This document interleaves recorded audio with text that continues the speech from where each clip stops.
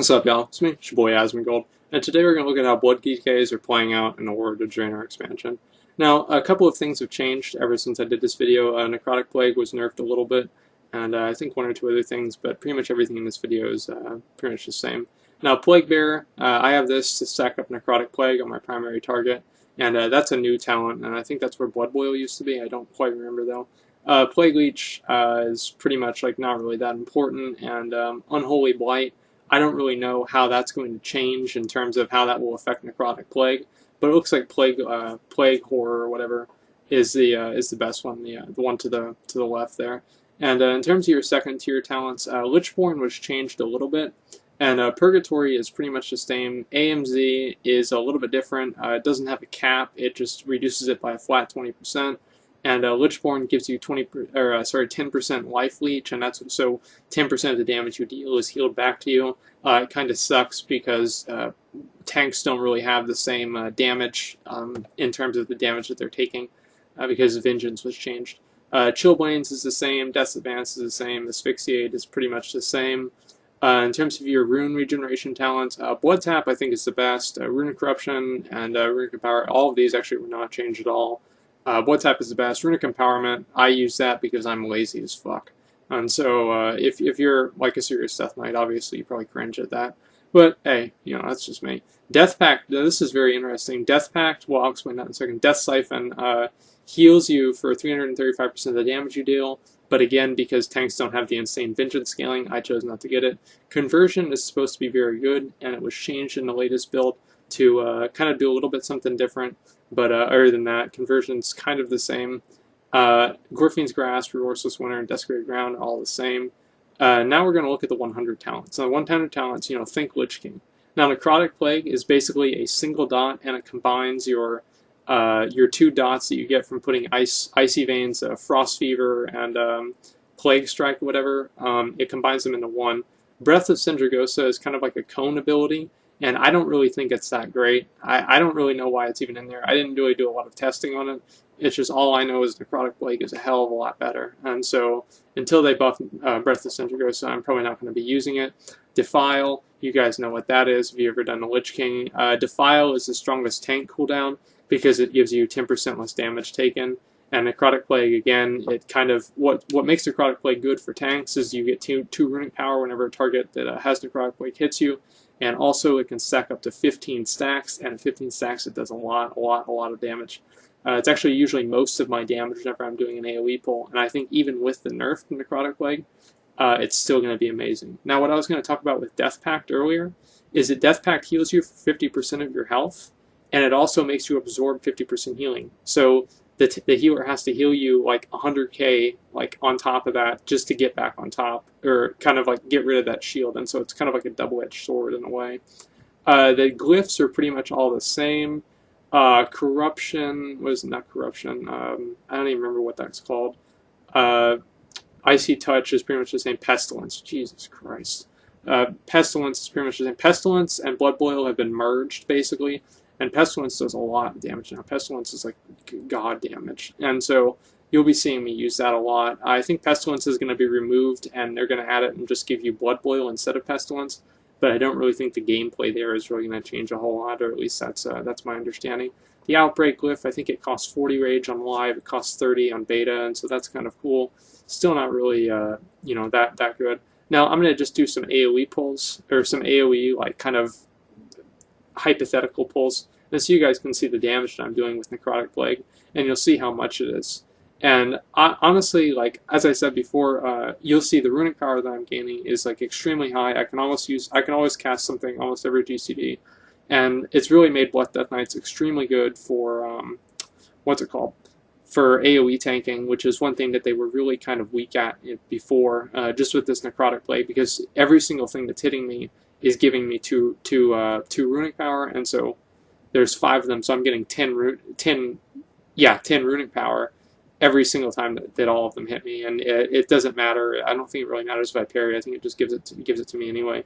And apparently, Death and Decay is actually a DPS loss unless you're trying to like do some kind of burst thing, and so you might not want to use that too much. And so I found that kind of interesting. But other than that, the AoE from Deathknights is even higher than Druids, which surprised me, because as you see here, I don't really have any cooldowns up.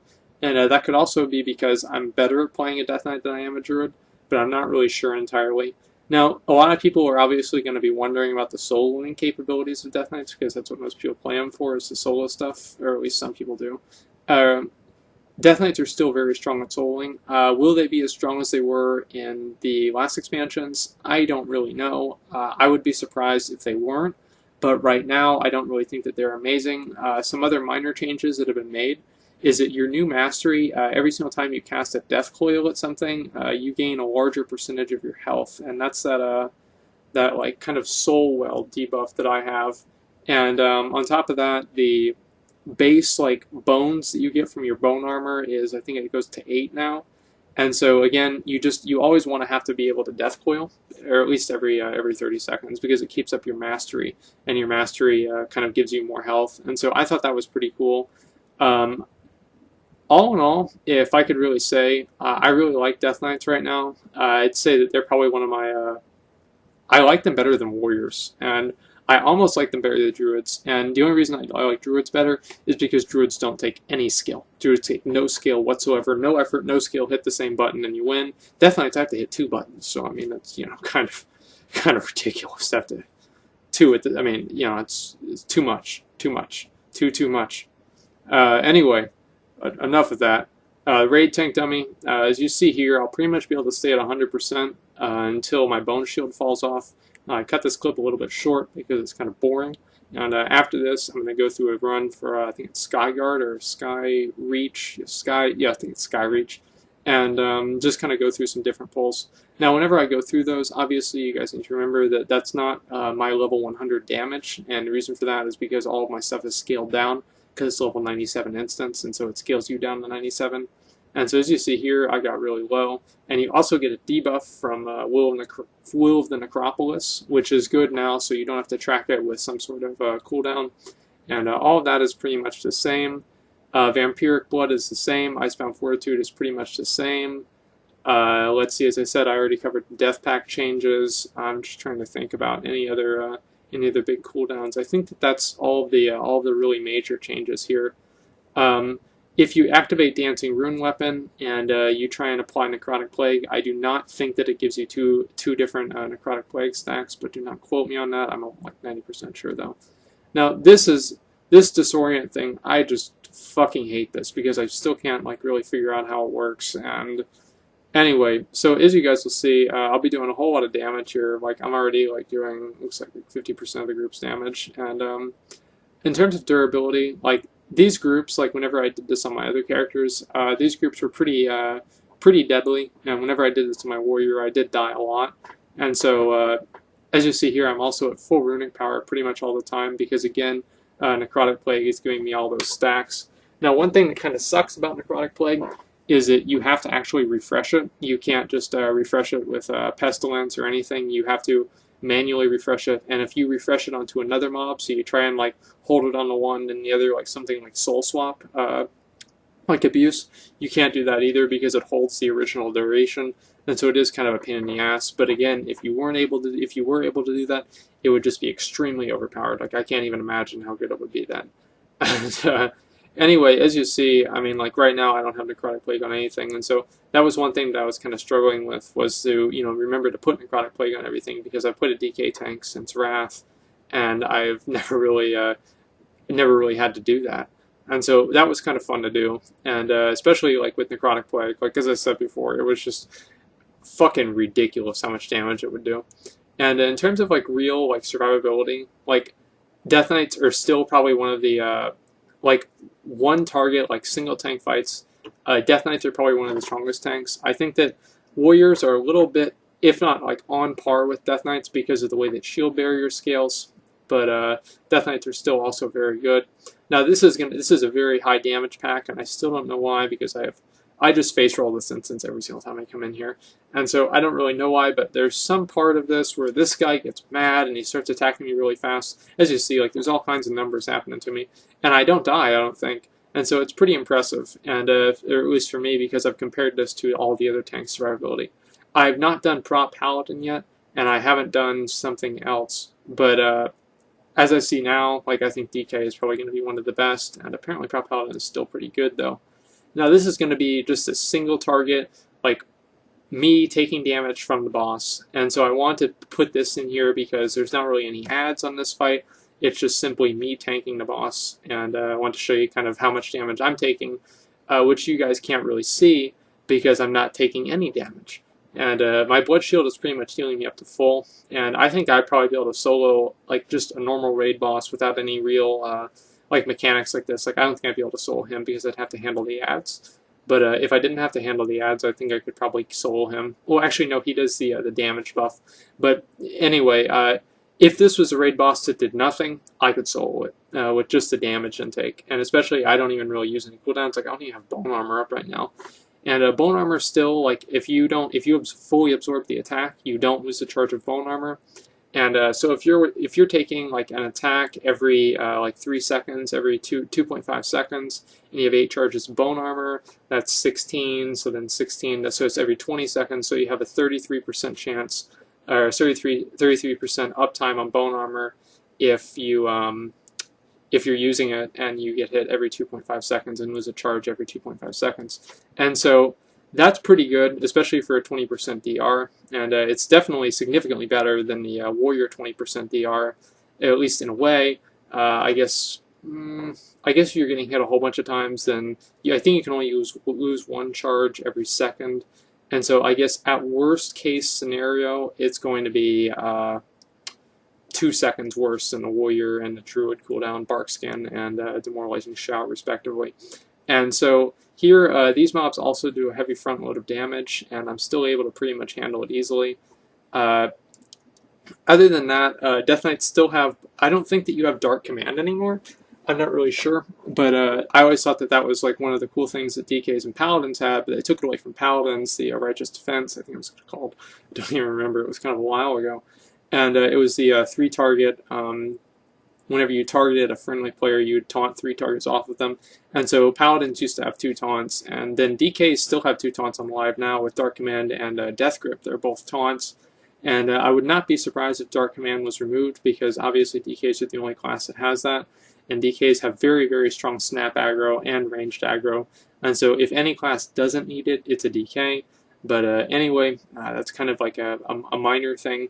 As you'll see here, I mean, if you look at the damage meter, because you know, like the SCADA works on beta, and so you can see pretty much how much damage I'm doing. I mean, like, it's just fucking ridiculous. And I think like this Paladin, like, I mean, yeah, he was pretty good, but I mean, compared to DK tank, no, not at all. Now on my Warrior, I can still out DPS a DK tank, but again, Warriors are also very overpowered, and so that's not really a very good comparison. I don't really know if this will be nerfed, but I know that the some things are probably going to be nerfed, especially probably Necrotic Plague again, because of just how much damage, how fast it can ramp up its damage. And again, as you see, what's really good about Necrotic Plague again is that you gain so much runic power, and the runic power lets you cast more Death Coils, and the more Death Coils you cast with your Tier 1 talent, the more stacks of runic power you get. And so I thought that was really cool, like, synergy that's going on here. I didn't really talk about this too much, but I will talk about it just real quick. In terms of glyphs, there are not really any glyphs that are super important. The glyph of AMZ or AMS is kind of important because it can kind of reduce your cooldown on it, but other than that, it's not really super, I don't know, I guess, like, there's nothing that's, like, really required in terms of DK glyphs. And this is just the rest of this fight. It's just, I should have cut this a little bit earlier, but, I mean, as you guys will see, it's pretty much all the same. Had Long John Silvers earlier. If anybody's ever had that, you know the real challenge for having Long John Silvers is, well, 1, obviously, having them get your order right, and 2, eating the food before you get home, because if you get home and you haven't eaten it, it's already gone bad. And so, anyway, that's just a little quick thought that I had. With this thing, as you see, this is kind of like my AoE DPS again, and this is, how many targets is this thing? It's like 6 or 5 or 6 targets. And I mean, I'm just absolutely destroying it here. A lot of other classes have lost some of their AoE capabilities, the like extremely strong AoE capabilities that they had in Wrath, or not Wrath, in Mists of Pandaria. I was about to say Kata too, I'd been wrong twice in a row. They've lost a lot of those different AoE capabilities, but it shouldn't really be that big of a deal. Oh, geez, hopefully my screen just went black. Hopefully it didn't mess up my my audio recording. Jeez, I really hope not. This is 15 minutes. Anyway, as you see, I'm definitely doing a whole lot more damage than everybody else in the group, and these people are obviously not, you know, like professional, like rank 1, you know, top 50 guild players, but at the same time, they're still pretty decent. And so I'm probably going to cut this boss a little bit short here because it's not really super important you guys see everything else. And honestly, you know, to recap here, DKs are still extremely strong. I don't really know if they will be as strong as they were in like maybe Wrath of the Lich King or something like that in terms of soloing, but right now their damage is extremely high because of Necrotic Plague, which is something I would definitely recommend anybody else to try out because it's just fucking ridiculous and it's amazing. And other than that, DKs can, you know, definitely survive almost anything right now. And along with some other changes, I think the DKs will probably be one of the better tanks in the expansion. But anyway, it's still kind of early in the beta, and so there's a lot to be known, a lot that can change, and maybe some good things that can change too to make the class a little bit easier to play. I don't know, but that's pretty much all I got. So thanks for watching, and like, comment, subscribe.